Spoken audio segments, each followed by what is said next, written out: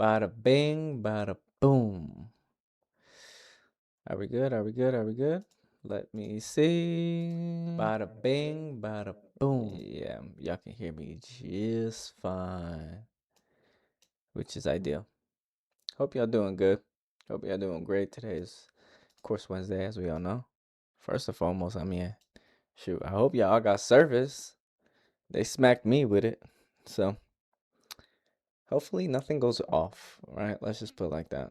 Still don't got nothing. So hopefully nothing goes wrong. I mean, we all should be fine. It's just our phone service for the most part, which is always something greater happening when things like this. I'm a very big conspiracy guy. So when things like this go on and they go on for a little bit too long, yeah, I start to think, my brain starts to go in many different areas and like, yeah, what if this happened? What if that happened? So it's always interesting to see, how these corporations that feed the world all these different services and products and stuff like that, when things go wrong, how do they react? But this one here, yeah, y'all messing up my day, to be honest. I will say though, today's stream in itself, we are going to be we're going to stay far, far away from the political aspect of what today's conversation is going to be about. Because, yeah, sure, you could say it's a lot of political schemes going on, even approaches or attacks or whatever the case may be. Right? We're not talking about that. We're really going to strictly focus on the housing market and identify, like, all right, if X is going to occur, which again, we're going to talk about two different things, right? That Trump just in the past week, he actually tried to implement, or at least he's speaking on implementing. And we'll break it down, at least from my perspective, from what I've read, from other people I've heard speak on it or leave their commentary on it, on exactly what they feel as if is the best approach or not. And, we'll put my 2 cents in it at the same time so that you guys all are fully aware and fully equipped if you guys are going to go ahead and take advantage of this housing market on what you should be ready for. Because this right here, everything that's being discussed nowadays, when we really talk about, again, the mortgage bond situation and then the institutional investor ban, those are two big components. And they attack two different, I guess, aspects of the real estate market in itself. So, as I said, we're going to stay far away from politics. If you're going to go down that path, I will warn you, be very respectful. In the chat, in the comments, wherever you decide to put your 2 cents in, because yeah, you'll find out real quickly what happens if you're not respectful. I don't play that game. Y'all could talk that political stuff. I don't do it. It's not worth my time or my efforts. I mean, it's just a bunch of he say, she say at the end of the day, honestly. And I'm going to break it down to you, too, because I think a lot of what is being discussed in the housing market now, when it comes to the headlines that we're all seeing, if you haven't seen it already, we'll discuss it. But I think it's all a political thing. I'm going to save you the shot. I don't think anything is going to really change or even occur. But yes, we're going to be talking about the $200 billion that Trump ordered, at least Fannie, I think it's Fannie Mae, Freddie Mac, to purchase. I may have butchered their names, but he ordered them to purchase $200 billion of mortgage bonds, which should ideally lower mortgage rates, but we'll get into the details of it all. And then, of course, the other piece of it is the institutional investors. He is trying, I would say, to put a ban on them. And when I say a ban, like banning them from purchasing more single-family homes. Keyword, more. But we'll get into the because when I say more, I don't know if y'all picked up what I just put down. Like, they have a lot already. So if they don't necessarily, if you're preventing them from purchasing more, what happens to the ones that they already have? That's a question that a lot of people aren't really discussing. But the previous stream, just before moving forward and go ahead and talk about everything that we need to discuss today, I will say the previous stream is one that you should definitely go ahead and tap into and listen to a little bit, because it really talks about the buyer's market and how I believe it's at least here to stay for At least I think I said it in that stream in itself, at least for 2026, right? I mean, I'm not a fortune teller. I'm not going to go ahead and tell you it's going to be here for the rest of this decade because that's a lot of years and a lot can change as we're all seeing. I mean, a lot is changing right in front of our face as we speak. So, yes, the buyer's market is going to be here to stay for quite some time. Hopefully, at least all throughout this year. We'll see if things change. And of course, I'll update you all. But if that is the case, if you're really in, I would say if you're 12 months out from making any sort of purchase, yes, you should really be looking into what's going on in your local market and identifying, all right, if you're in a buyer's market or even a seller's market, because those two markets are two different ones and they apply two different strategies. If you apply the wrong strategy, you will shoot yourself in the foot in a way that you don't want to. So just forewarning you there so that you're fully equipped and you're not surprised, because there's going to be people who are going to be operating in this market with old news, and then they're going to be wondering, oh, well, why am I not winning on a home? Well, what are you actually doing? Or what is the people that you're working with actually doing? And for those that are tapped in right now, let me know where you guys are tapping in from. That way, maybe depending on how this stream goes today, we'll look specifically at local markets and see exactly what's going on, and maybe even give you a little bit more insight. I can help you in North Carolina, but outside North Carolina, I will have to partner you up with one of our real estate agent partners that service that specific market that you're looking to either buy or sell in. And if that is the case and you actually want to have some sort of assistance because you don't want to go about it on your own, go ahead and leave in the description below. It should be some link in there next to agent referral, something of that nature, where you can go ahead and just make sure you do fill out the entire intake form and make sure that that gets done. That way I do get notified, and then we can go ahead and take it where we need to take it and make sure you are well taken care of. But I'm going to go ahead and share my screen because here's the question of the week. I like to look on Reddit a lot to see what are people thinking when it comes to real estate. So we're going to go through this real quickly. Hopefully you guys can see this all. If not, I'm going ahead and read this off for you regardless. But I'm going to ask you guys all this question, right? Would you back out of this? All right. So I'm going to read it verbatim so that you guys can understand exactly the scenario depending on what you're doing, what you're looking at. But someone made a post on Reddit and it was like, my husband and I put an offer on a home and it was accepted, which is phenomenal, right? They had a home inspection, but it wasn't great, right? The house has water issues in the basement. There is wood paneling on some of the walls, so they can't necessarily see if there's a foundation issue. The inspector suspects at least the perimeter drain is clogged because the walls of the foundation that you can see are fine.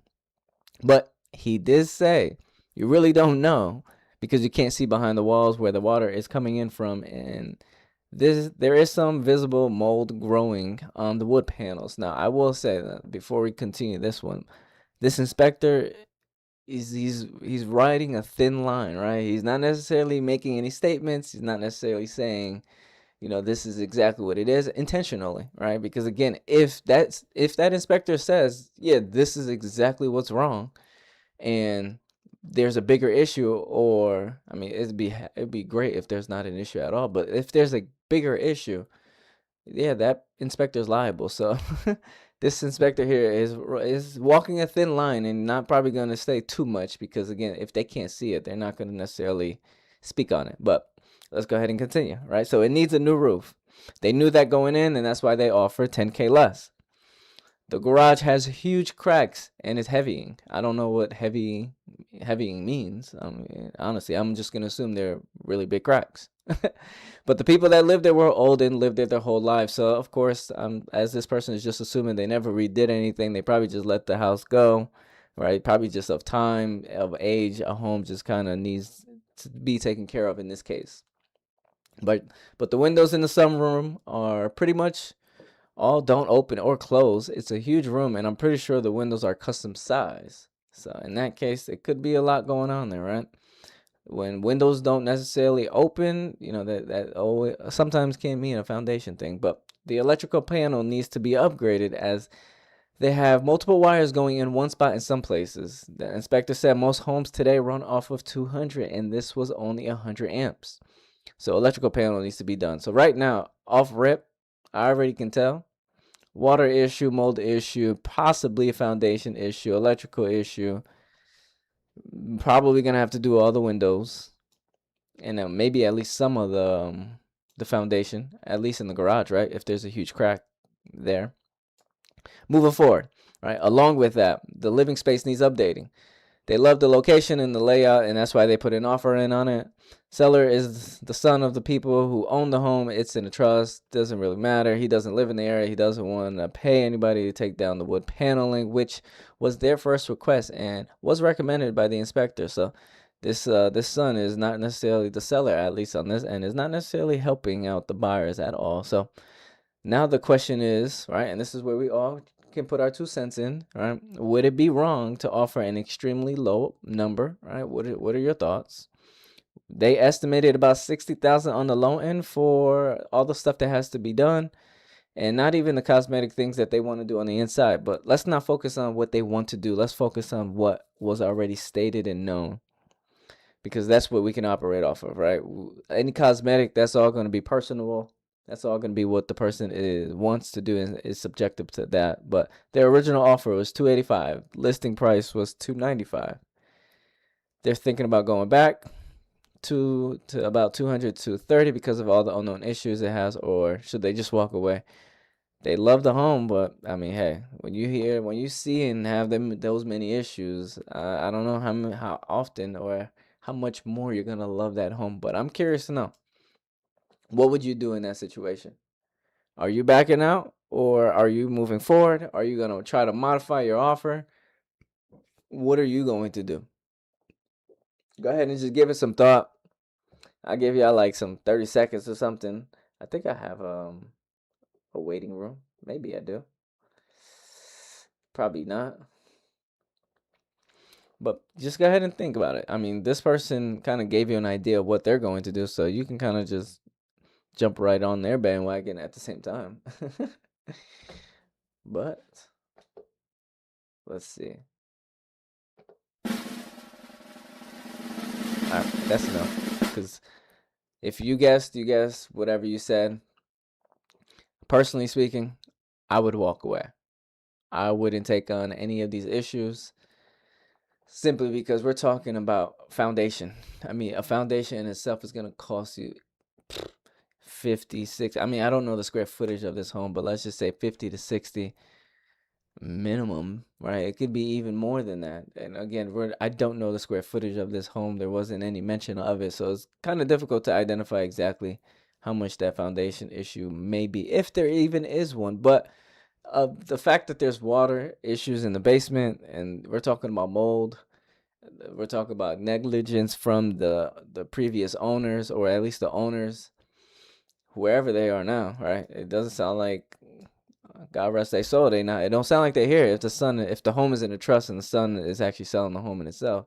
But it does sound like a lot of negligence that was occurring in this situation.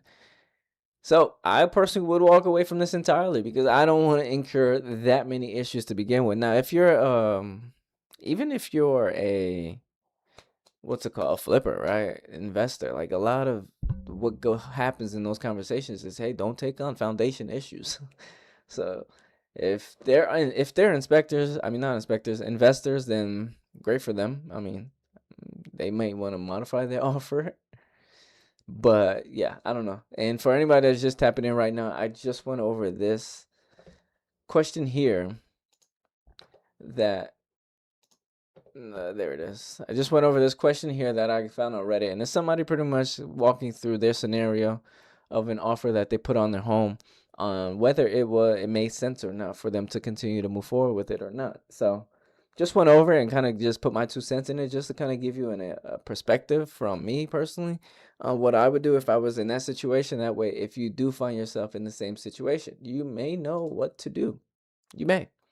Everybody's situation is always going to be a little bit different, but that's why I think it's important to have somebody that's by your side that is an expert, or someone that has gone through this quite some time. That way, you do have another set of eyes to help protect your, literally protect all your interests, and protect you from literally making the wrong decision. Because one wrong decision in real estate it probably will cost you thousands minimum. And it can easily go up to 10, 15. It all depends on the issue that does arise.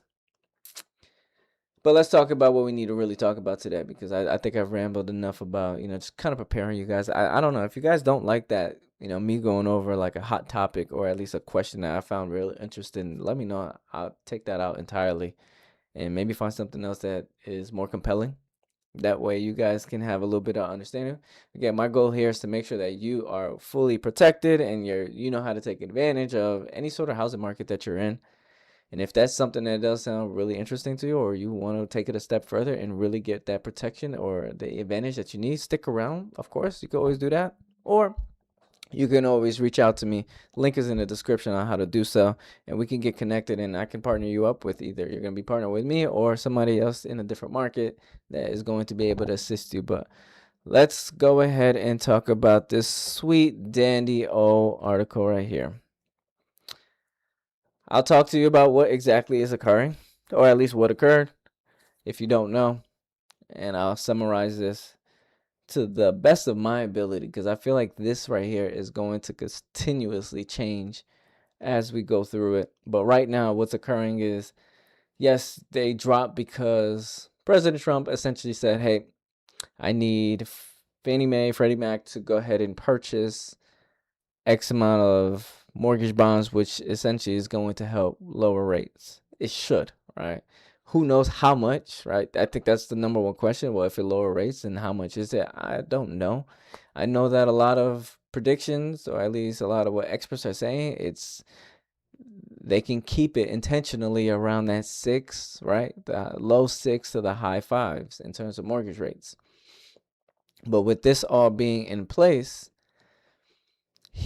President Trump is able to do so because, if you guys don't know, Fannie Mae and Freddie Mac, they're both in conservatorship, which is essentially the government owns both of those two big conglomerates, right? And all they do, both of them, the Freddie Mae and Freddie Mac, all they do is purchase mortgage loans, mortgage-backed securities specifically. But with them being able to do so, and Trump saying, hey, I need y'all to do this, that should lower, but of course we will see. And who knows how long this is actually going to take place, right? It doesn't necessarily even have to be something that happens overnight. It could be something that literally goes on all throughout this entire year.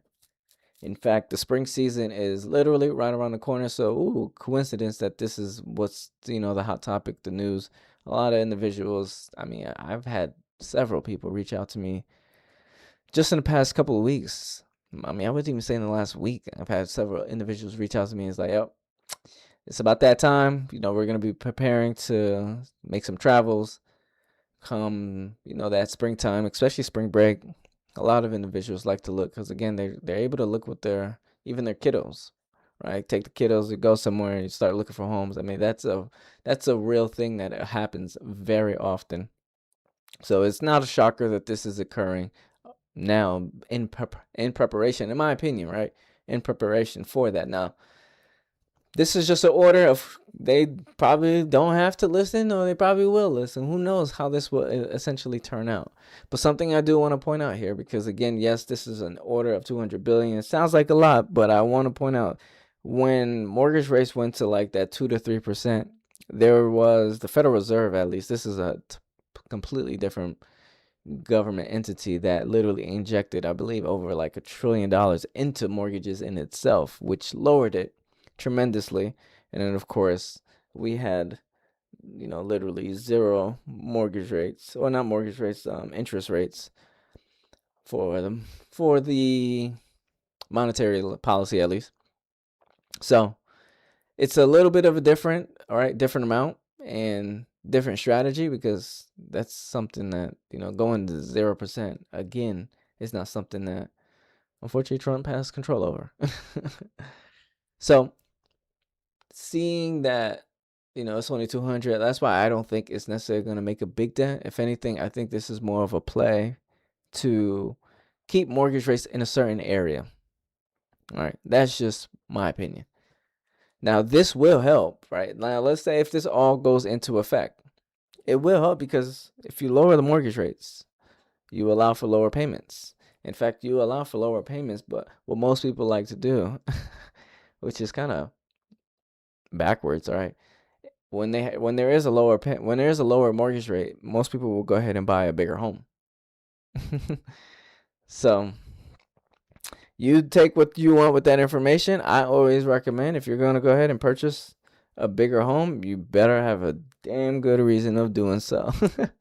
Otherwise, you'll just be throwing money out, and then you'll realize, oh, you don't need this big of a home, and then you're going to go ahead and sell it. Because most people don't even stay in homes for more than 10 years. In fact, I think the median number is literally 11 years of how long people stay in home before they move on. So that's just, you do what you please in this one. But yeah, that's what I would definitely go ahead and recommend on this aspect. In fact, I think this all really matters a lot, especially for any first-time home buyers, is because of mortgage rates. Is if they're literally going to intentionally keep mortgage rates around a certain range, I would say, this is going to give you the ability to understand, okay, if it's in that range, hey, how should you maneuver now? If it goes lower, then oh my gosh, that may mean a good opportunity is right there, right in front of you. It's just a matter of striking, right, moving forward. In fact, let me do this right here. I can show you how much it will actually make a difference when it comes to the rate. So, put simply, if rates were to drop to 5.9 for someone buying the median price home, which is around $425,000, according to NAR, using a 30 fixed mortgage with a 20% down payment, their monthly payment would drop about $118 in comparison to where we're at right now, which we're probably at about like a 6.2, maybe. Let's go ahead and check. Oh, we're at a 6 flat. All right, so the lower the mortgage payment, the lower the mortgage rate, the lower the payment. And that's essentially going to be really helpful for any individual that is looking to purchase.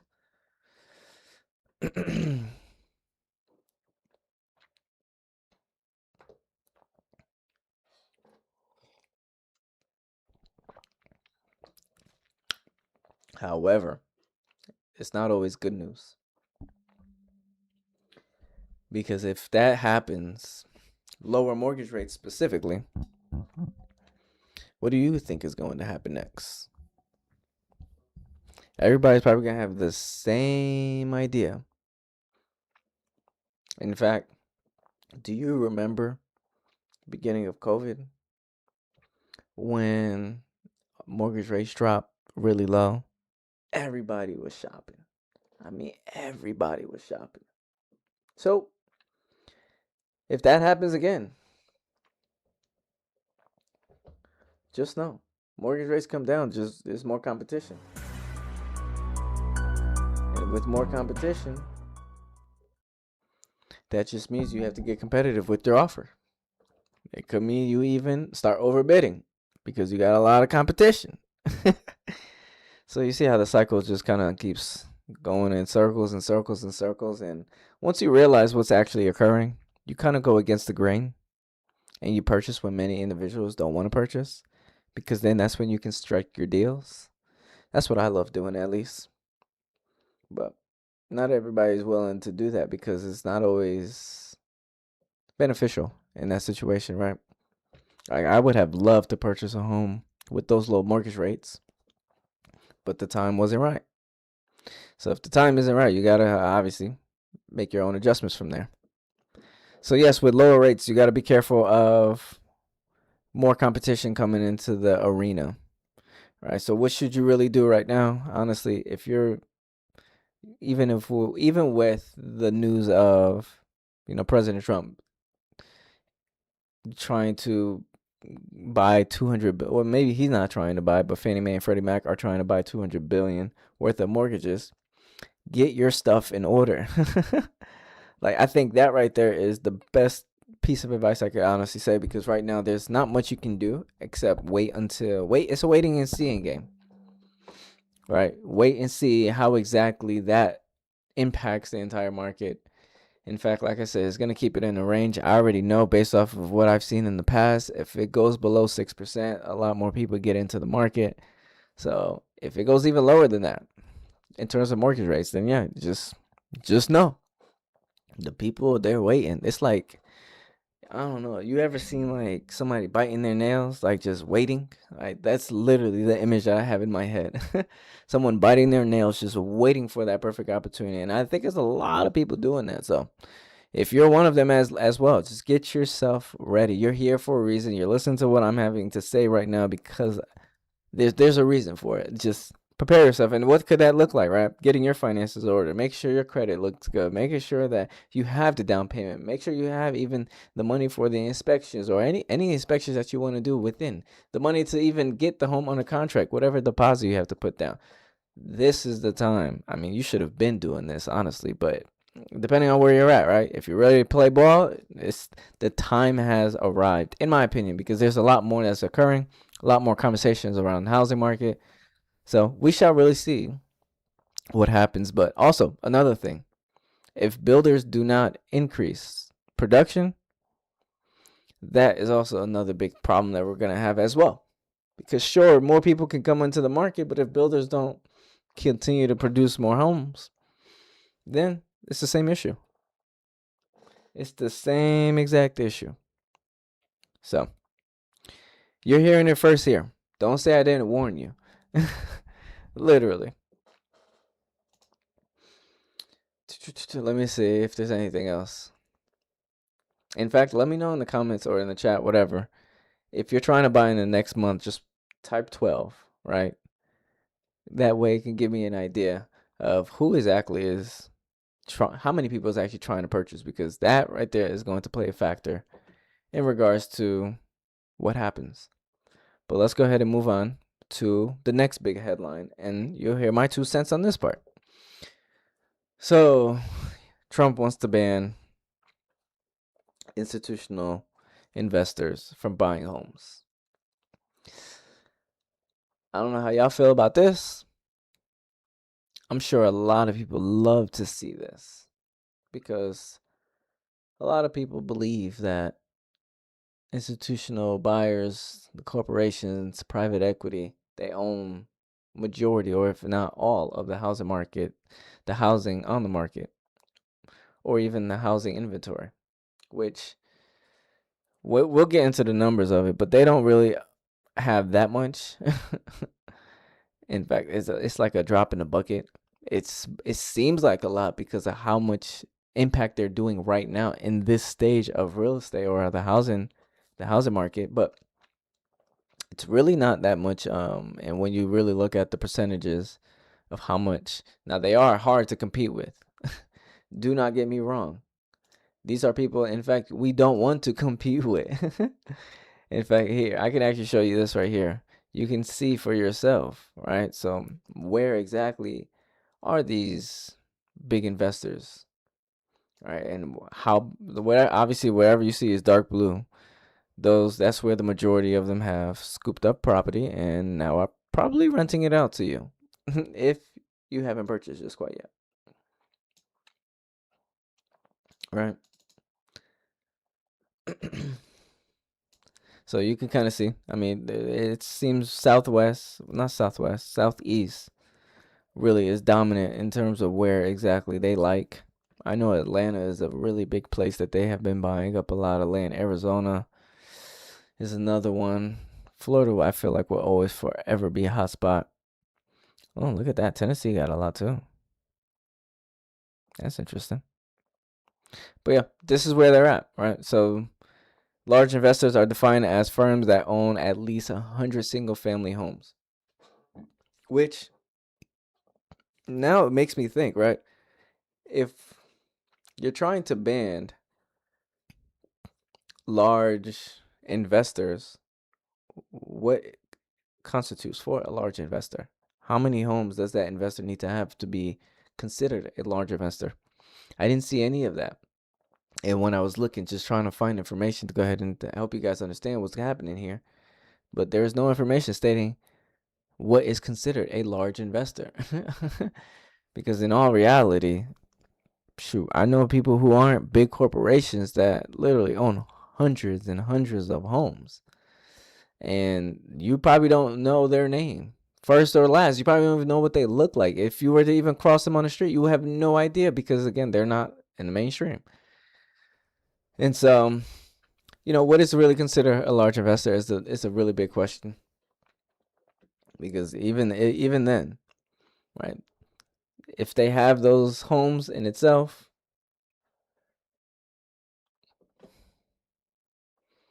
even if they have the homes in itself, whether it's a large investor or not, right? You're still leaving space for the smaller one, the mom and pop, which actually mom and pops are really the big investor when it comes to real estate in itself. They actually own way more than the what's the word I'm looking for? Mom and pop own way more than the institutions. There it is. Here's also some more information. If I know that here are some companies. I know the previous one I showed you didn't necessarily show you the companies in itself. In fact, I'll show you another one that will go ahead and share with you some more information. But Invitational Homes, it's they're big renters. Let's just put it like that. Blackstone, of course, Apollo Group Management. They're more private equity. I don't know anything about them in terms of what their rental companies are. There's Tricon. Where is it? Yep, Tricon Residential, American Campus, America's Home for Rent. I think it is. That's another one. So they're all over the place. It's not something that you'll go ahead and have control or at least have a good understanding. And let's see if actually any of them show up here. Right, Home Partners of America. There it is. And I forgot what AMH is. America's. I don't remember. But this just gives you an idea of what they've been doing with their single family homes over the past quarter, I think it is, the first half of 2025. Right, so a lot of them has been. So here is they've been buying more, they sold more, sold more, sold more, sold more, sold more, sold more, and sold more. So a lot of them have sold more than they purchased, which they probably saw this coming. In fact, I think it's very important for me to share this now. How they're buying all these properties is completely different than how the average person is purchasing them. They have several ways of how going about it, right? They're probably even buying it in big bundles, right? A package deal is essentially what you're gonna call them, and they're not gonna pay. Like, let's say the average home right now, the average median home is 425,000. They're not paying 425,000 for each and every single home in that package deal, right? They're getting some sort of deal off rip. Like that's something that nobody is going to avoid. It is what it is. And with them getting that, right, not only are they getting a ton of homes, but they're also getting a ton of homes at a discount so that they can go ahead and do what exactly they want to do. But as we all saw, right, they're essentially getting rid of it for whatever reason. It's like they almost knew that this was about to occur. Which, hey, I mean, if they did, good for them. Good for them. Here's another that you can see how many of, well, not how many specifically, but out of those institutional investors, how many homes do they actually hold or have? Right, invitational homes, right? They're the biggest. I mean, I always see invitational homes in progress. I see progress at least here locally in the North Carolina market a lot more than invitation. So yeah, they own a lot. I mean, so how do you all feel, right? If they get rid of, or at least if they ban individuals from purchasing, do you think it's gonna be good? Do you think it's gonna do good to this market? You know, I'm curious to hear what you think. I think it's going to just be, if it actually happens, because I don't think it's actually going to happen. I think this is just another play in their playbook. Hey, let's actually make it look like we want to do it and then not do it at all. What's new? But anywho, even if it's not up to them, right? Even if it doesn't happen on that level, on the state level, it can happen as well, because these are all states right now who are giving institutional investors havoc to be able to purchase in their state. All right, so they're just making proposed regulations targeting, like I mentioned, institutional investors to be able to get them maybe out of there entirely. I don't know what bills or whatever is being proposed in these states. But again, it's all proposals. It's all like just he said, she said at that point. Nothing is set in stone. So I think if anything, you're just giving these individuals or these corporations an avenue to be able to be like, all right, well, y'all gonna go ahead and throw this on my plate. Well, let me do this for you and just start buying them recklessly. And so when you do whatever you gotta do, I can then sit on my hands and say, well, I'm not buying anymore. Because the thing that I don't like about this entirely, this proposal, is I think it states it somewhere, right? I don't remember exactly where I saw it. But there's not a statement saying anything about getting rid of the homes that they currently have. All it says is they're banning from purchasing more, which is like, okay, you're banning from purchasing more. Well, they're probably like, I'm fine with where I'm at anyways. If I mean, I just showed you the chart of literally they're selling, they're selling homes now. So I don't know. I don't know.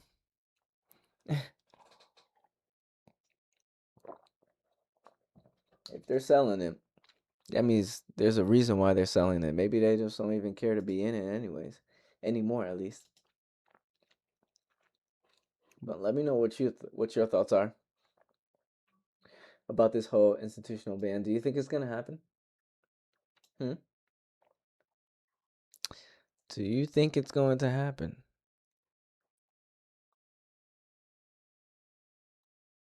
If it happens, I mean, you're just gonna have more homes to choose from. That's if there is a fire sale, as in like the institution investors are forced to sell. If that's the case, you're gonna have more homes to sell for, more homes to purchase or choose from. That should do a lot of damage to prices. In fact, the affordability should not be a problem then, if that's the case, especially if it happens all at the same time. Oh my God, that's going to be disgusting. I mean, I just showed you guys. I think Invitational Homes and Progress Residential both had like 80,000 worth of homes, single family homes at that.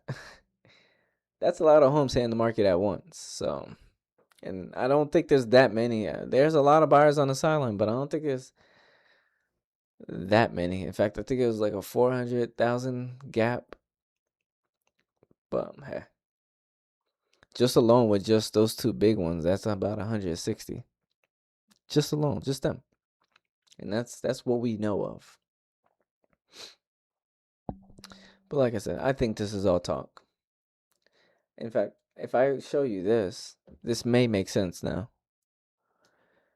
Why I say that the institutional buyers or investors, they're not the large majority owners, right? So we know that they own more than 1,000. In fact, I showed you 80,000 plus. And for some of them, they're only 3% of it. The people who own majority of the markets, or at least the own majority of the single family rentals, are the individuals who have 1 to 9 properties under their belt, which is a lot of the average person. Would you agree or disagree? Because I know some people who even have second homes, vacation homes, retirement homes, beach homes, like, and they all fall in that. All right, and so I even have a buddy who has like a home right by. He Airbnbs it out. All right, so a lot of individuals are going to fit in that category of that 1 to 9 properties, which what do you really do there? Right? If they're not that big, that they're a real small drop in the bucket, essentially. When we really talk about the what's it called? How effective that strategy would be to go ahead and ban institutional investors. I think it's all, like I said, I think it's all talk. I think it's a play to do something else. So, yeah, I don't necessarily think it's going to even go through. In fact, I'll play this video for you. Hopefully you can hear it. But I think it's important to hear because this is, before I go ahead and play it, this is a video that I saw, and I'm sure you guys, some of you may know Grant Cardone. This is Ryan, what's his name? Ryan Panetta, if I'm saying that right. It's on his channel. You can go ahead and check it out. But he did I guess a show or one of us podcasts talking about this issue specifically, where he mentioned, all right, well, this ban on institutional investors, because if I'm not mistaken, he invests in real estate himself.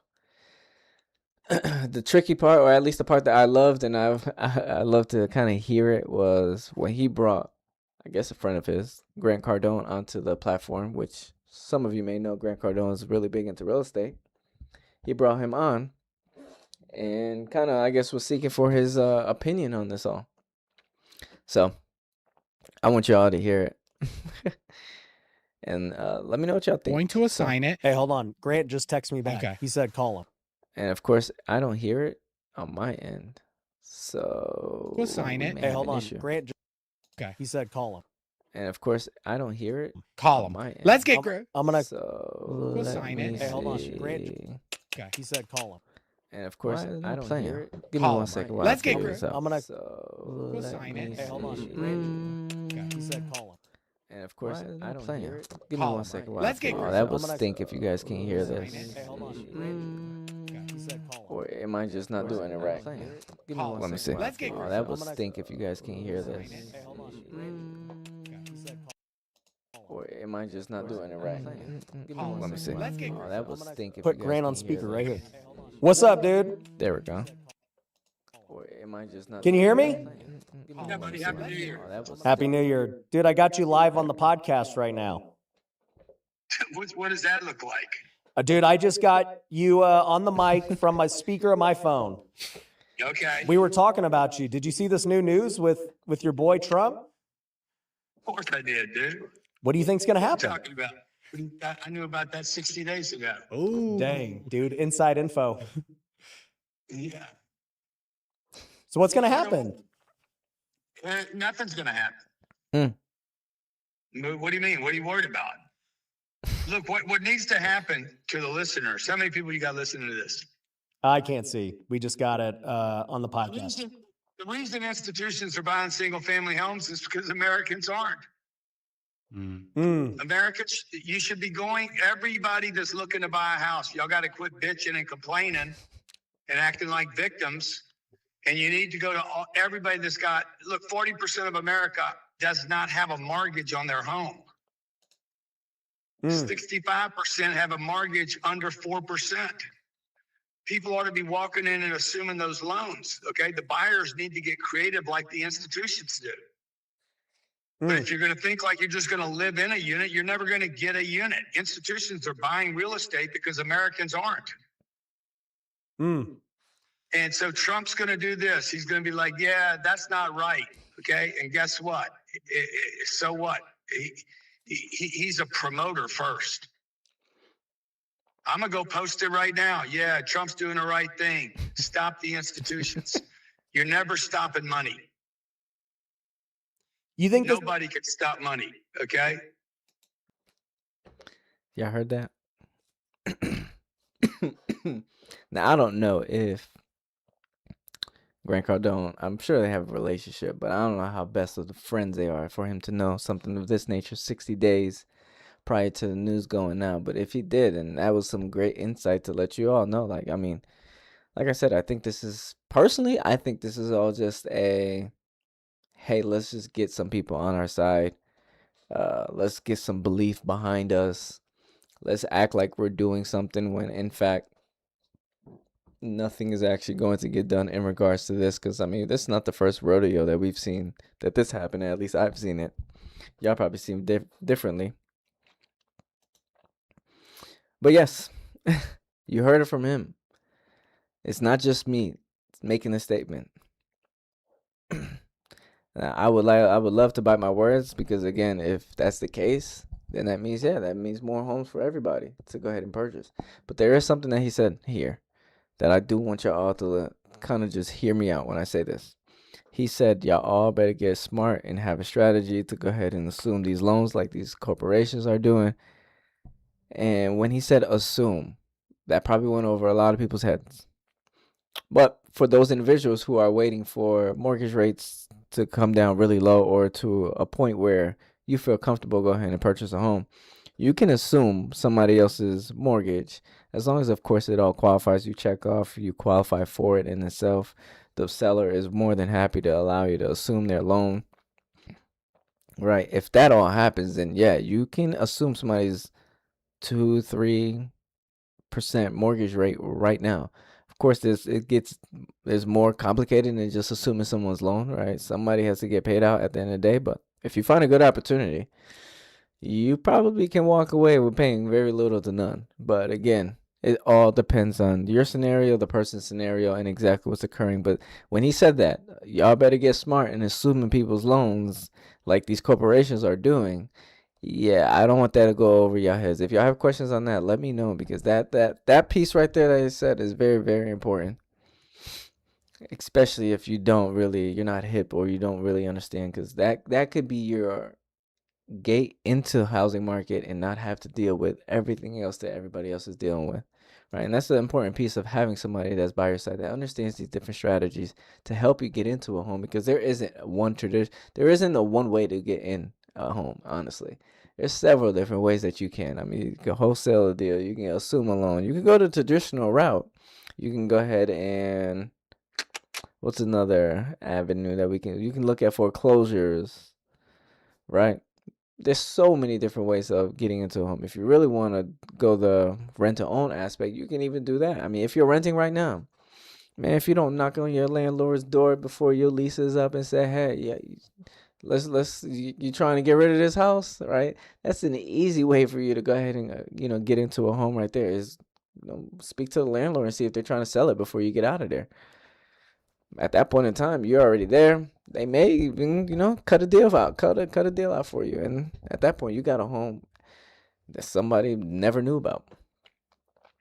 However, when I say they just do all this talking and, it's always talk, he say, she say, yada, yada, yada nonsense, this is what I'm referring to. So I don't know if you guys remember, maybe a couple of weeks ago, there was a talk about a 50-year mortgage. I know I probably mentioned it. I don't know if I talked about this actually, but yes, there was a talk about a 50-year mortgage. Look how fast it was before they walked it back. I think that news came out maybe a month ago, maybe. Don't quote me on that. But it wasn't long, right? The 50-year mortgage plan was something that was recently just announced, or at least not even announced like they were going to do it. It was more of like, hey, this is something they're thinking about, and boom, there you go. A couple weeks later, it's gone. As in, like, hey, no, they're not doing it. So again, like I said, this to me personally is like another play, as like, hey, let's just talk about something that we think may work, or we want people to feel like we're doing something. But I'm just a messenger here. All right, anything that I see, anything that I feel like it's good or bad, I'm going to bring to your forefront, so that you are fully equipped and you know exactly what's going on. Because if you know what's going on, then you know exactly how to navigate this market, and that's how you have this advantage over a lot of individuals who are not here right now. So for the people that aren't here, do yourself this favor, especially if you're listening to this point. This is very meaningful to you. Make sure you share it with somebody that you know that's in the housing market or about to get into the housing market. that maybe need some assistance, that kind of need some heads up with understanding what's going on. Because I'm here to do it on this channel in itself. This is what we do. This is what we do. Okay. I think I'm done here.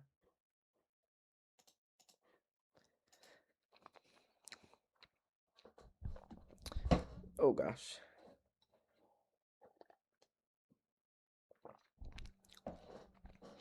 Yep, so that's one way you can go ahead and, well, assuming somebody's loan, like just kind of reflecting back on that conversation.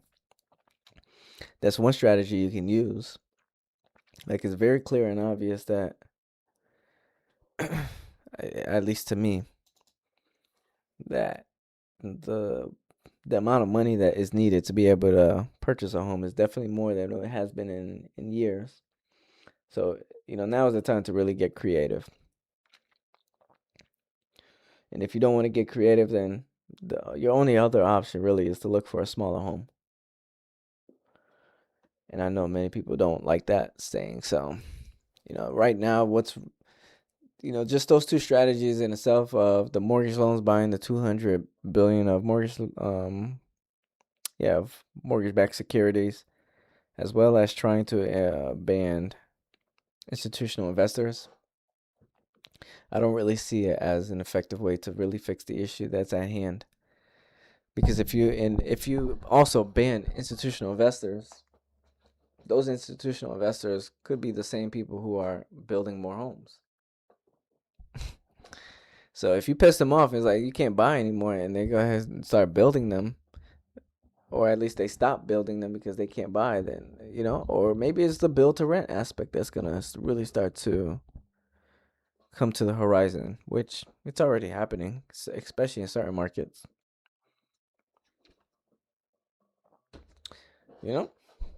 Let me know if you guys do have any questions. Oh, look, the service came back. It's about time.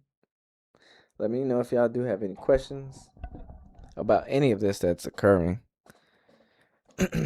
Just stay on top of it, though, I will say, because a lot is going to be changing. You'll hear more updates, I'm sure, within the next 2-3 weeks at least.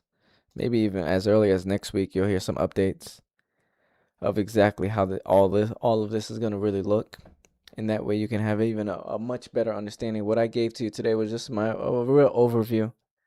And of course, what may occur or what could happen. And I gave you my 2% on how I feel about this entire situation in itself. But this isn't gonna fix the housing market. This isn't the magic pill, right? I'll tell you that right now. There's definitely more that's needed to get to that point of being the magic pill. However, we're done with that. Let's go ahead and talk about something that I saw that I really hope that none of you guys actually ever do. So, I'm not going to read this verbatim. I'll leave it up on the screen. I'll summarize exactly what this is stating here, but someone found a really nice home that they loved. And so, they told their agent, and their agent said to them, hey, just, let's be patient. Let's not really rush into trying to get this home. Of course, it was in December, so, it's a slower season. As we all know, real estate there's not too much activity during the holidays. I personally don't know what was the reasoning for the real estate agent to tell this individual to wait, or let's, slow it down a bit. I guess maybe they were trying to get a better pricing on it. I don't know.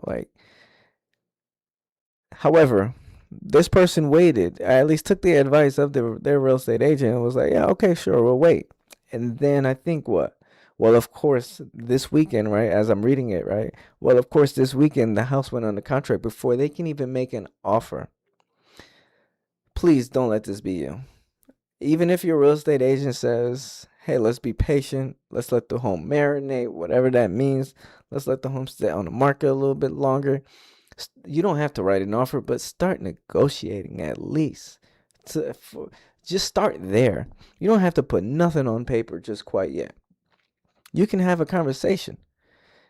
well, maybe you won't have the conversation, but encourage your real estate agent to have a conversation so that you don't miss out entirely. You don't even get a chance at the home that you know was going to be the perfect fit. So, in a situation like this, I mean, you could really be upset with your agent, but at the end of the day, I don't think you should have taken that. You should have, maybe you just didn't know the process, which is perfectly fine, right? But to be really upset at your agent, I would say, I mean, there's no reason to be upset. I mean, you listened, right? You went with their approach instead of playing, I guess, devil's advocate in this case. Instead of saying, no, we shouldn't wait, let's go ahead and make an offer, especially if you knew this was the house for you, which is why I'm kind of like confused. If you knew this was the one, why would you wait? Like, how often is it that you go in a store, you see a pair of clothing that you're like, oh my gosh, this looks phenomenal. Do you wait to purchase it, or do you just buy it? You just pick it up and go. So that's why I'm like, I don't know about this. So don't let that be you, though, right? If you're going to go ahead and come across a home that you really love, even if the pricing isn't right, start negotiating. Get your agent, like, hey, start negotiating, see what you can get before we put it on paper. I do it all the time. So it's something that can be done. In fact, if somebody says they can't do it, then I ain't going to tell you what to do, but yeah, there's plenty of other realtors out there or real estate agents out there. In fact, if you need one, link is in the description. And yeah, we got you covered on all aspects, because that is very sad, losing a home because somebody is like, hey, let's wait. And it doesn't really impact that real estate agent at all, because I'm pretty sure they already got their home, right? They're doing this to trying to give service to somebody else. But this person is really going to, like, honestly, I'll be very surprised if they're going to continuously work together, because, yeah, this is one of those scenarios where the agent was like, oops, my bad. Or, oh man, we missed it. Maybe that wasn't the home for you, right? Maybe God's saying there's another one out there for you. I feel like that's the kind of scenario that this person is going through. But I definitely do hope that there's a better home out there for them, and they actually do come across it, and it works out for them, because, whew, that's just your warning, especially if you're watching to this point. Don't make that mistake. Clip it, save it, screen record it, send it to whoever you need to send it to. Don't make that mistake. Just because you see the home and you want to marinate it, you want the home to marinate a little bit longer, you can do that with still taking an active approach rather than a passive and waiting for them to make the changes. You can go ahead and not say play bully ball, but at least go ahead and what's it called? Start having those conversations to see if there's even something that can be worked out. But if there is no questions, I'm gonna go ahead and leave these last couple of minutes for questions. If no questions come through, I'm gonna go ahead and skedaddle. And so y'all can go ahead and move with that. If there's no questions, just know the real estate market is going to be an interesting one in the next couple of months. I say all the way through the summer. Expect a lot of noise, good and bad. And so with all that noise, don't let it distract you from the end goal at the end of the day. Right? Because there's things that can take away from your focus. And I think a lot of what we're seeing now is in that play. Right? Trying to take away from people's focus so that they can go ahead and do something else. Or, the home could be right in front of you, but whatever. It's so many different scenarios I could throw at you right now on how to distract. People get distracted all the time. Don't let this news or any news out there distract you. In fact, don't even let the people who are creating content distract you, including myself. Right? I'm here to provide you with real, unbiased information and takes, right? Opinions. so that you can go ahead and maneuver this market in the way that makes sense for you. If you want to go back and forth on it, I mean, the link is in the description. Let's talk. Let's have a conversation and see what's your best approach. Because not every market is going to be the best market. Not every time is going to be the best time. Not every strategy is going to be the best strategy, right? But this is all that stuff that you must have in your tool belt to be ready to go ahead and proceed and purchase a home and have a good experience. I see too many individuals, and I'm going on soap opera, but I see too many individuals that complain about their purchase and regret it 6 months, maybe a month after, a year. It's just like, you weren't prepared a little bit. Like, I get it, nobody prepares us to purchase any home, so it's up to the people you partner with. But nowadays there's so much information that you can go ahead and put yourself in front of it or expose yourself to, that it makes it really difficult to not have this information before making any sort of a decision, which is why I do what I do here, right? So with all that being said, no questions came through. Let me double check. Yep, no questions came through. So I'm out of here. Y'all know how to find me. If y'all need any help with your home buying experience, if you know anybody that needs help with their home buying experience, go ahead and send them to this channel. But if you're even 6 months to 12 months out, I would highly encourage you and recommend that you go ahead and click that link in the description. That way we can start working on your plan. Whether that's you relocating to North Carolina, if so, you'll be working with me directly. If not, you're looking at another state outside of North Carolina, we'll have to pair you up with one of our real estate agent partners that can take care of you in that state or that city. But with all that being said, y'all all have a blessed one. Y'all stay safe. And don't let this news distract you. Stay focused.